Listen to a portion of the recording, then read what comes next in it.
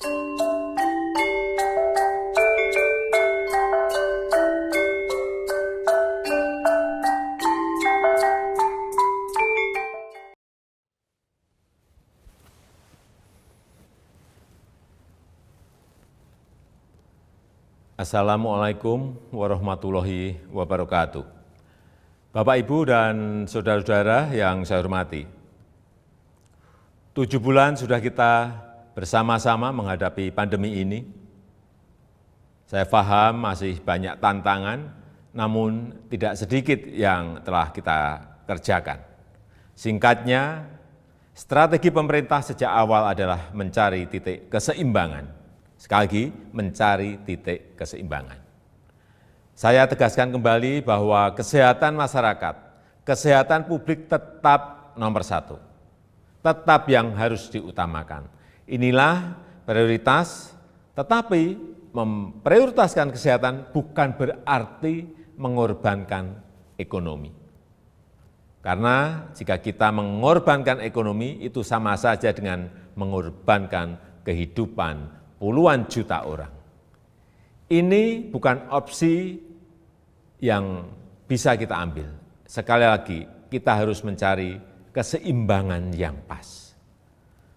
Oleh sebab itu, saya dan seluruh jajaran pemerintah selalu berupaya mencari keseimbangan itu. Tidak perlu sok-sokan akan melockdown provinsi, melockdown kota, atau melockdown kabupaten, karena akan mengorbankan kehidupan masyarakat. Tapi kita tetap serius mencegah penyebaran wabah supaya tidak meluas. Hasilnya bagaimana? Ini yang terpenting. Mari kita menilai berdasarkan fakta dan data dan bukan berdasarkan kira-kira.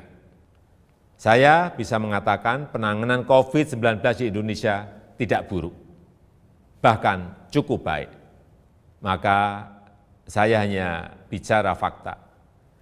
Dalam jumlah kasus dan jumlah kematian, Indonesia jauh lebih baik ketimbang negara-negara lain dengan jumlah penduduk yang besar. Sebaiknya kalau membandingkan, ya seperti itu. Kalau Indonesia dibandingkan dengan negara-negara kecil yang penduduknya sedikit, tentu perbandingan seperti itu tidak bisa menggambarkan keadaan yang sebenarnya. Dalam hal ekonomi, pencapaian kita juga tidak jelek-jelek amat. Ekonomi kita menurun, ya, betul, itu fakta. Tapi mana ada negara yang tidak menurun ekonominya? Bahkan ada banyak negara lain yang harus memikul beban ekonomi yang jauh lebih parah. Dibandingkan dengan beberapa negara Asia Tenggara lainnya, misalnya, kinerja ekonomi kita masih lebih baik. Sekali lagi, ini fakta. Ini harus kita ambil hikmahnya agar kita juga tetap optimis, dan tidak kehilangan harapan. Sekali lagi, saya tegaskan, kita harus tetap optimis. Bapak, Ibu, saudara-saudara sebangsa dan setanah air, banyak yang telah pemerintah lakukan, banyak sekali macam-macam programnya. Di tengah keterbatasan keuangan negara, saya mengambil risiko untuk mengatasi masalah ini. Angka-angkanya silahkan dilihat sendiri di tampilan yang ada di sini. Berapa ratus triliun yang kita kerahkan untuk mengatasi wabah maupun untuk membantu warga. Kendati demikian, saya juga belum puas. Saya ingin menteri-menteri lebih baik lagi dalam bekerja, mencari program yang lebih tepat sasaran. Semua harus terus kita perbaiki. Masih banyak kerja keras yang perlu kita kerjakan. Kita harus terus melakukan penyesuaian kebijakan, mencari yang lebih baik.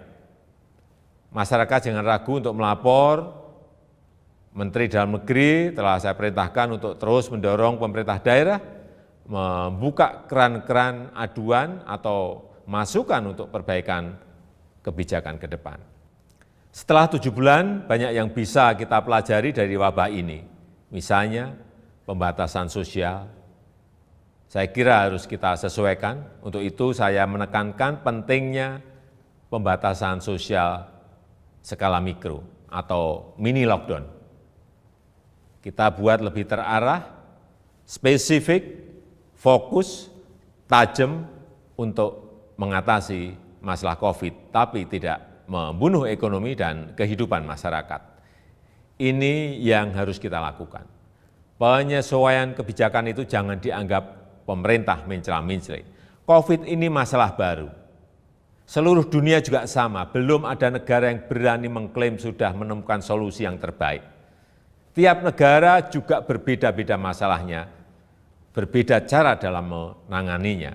Jadi kita pun harus terus menyesuaikan diri, mencari cara terbaik yang paling cocok dengan situasi kita. Sekali lagi, pencapaian kita sejauh ini tidak buruk. Angka-angkanya jelas, tapi jangan membuat kita terlena. Kita harus waspada, kita harus tetap bekerja keras. Wabah ini jangan diremehkan, ini realita. Tapi jangan membuat kita pesimistis. 7 bulan ini Indonesia membuktikan mampu mengatasi masalah. Belum sempurna, ya, tapi bisa kita perbaiki bersama-sama. Mengatasi pandemi ini memang sulit, memerlukan kerja keras bersama, dan saya yakin kita akan dapat melakukannya. Yang penting, dalam situasi seperti ini, jangan ada yang berpolemik, dan jangan ada yang membuat kegaduhan-kegaduhan. Bapak, Ibu, dan saudara-saudara sebangsa dan setanah air, tentunya apresiasi saya sampaikan kepada dokter, perawat, tenaga medis, TNI, Polri, ASN, dan juga para relawan. Namun, tidak kalah pentingnya adalah peran serta masyarakat untuk berubah, menyesuaikan diri, menaati protokol kesehatan. Lakukan dengan disiplin 3M, memakai masker, menjaga jarak, mencuci tangan. Tetap optimis mengatasi masalah.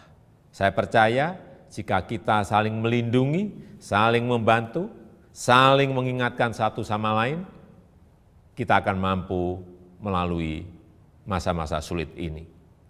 Semoga Allah SWT, Tuhan yang Maha Kuasa, meridhoi dan memberkati segala upaya yang telah dan akan kita lakukan bersama-sama sehingga dapat keluar dari krisis ini. Terima kasih. Wassalamualaikum warahmatullahi wabarakatuh.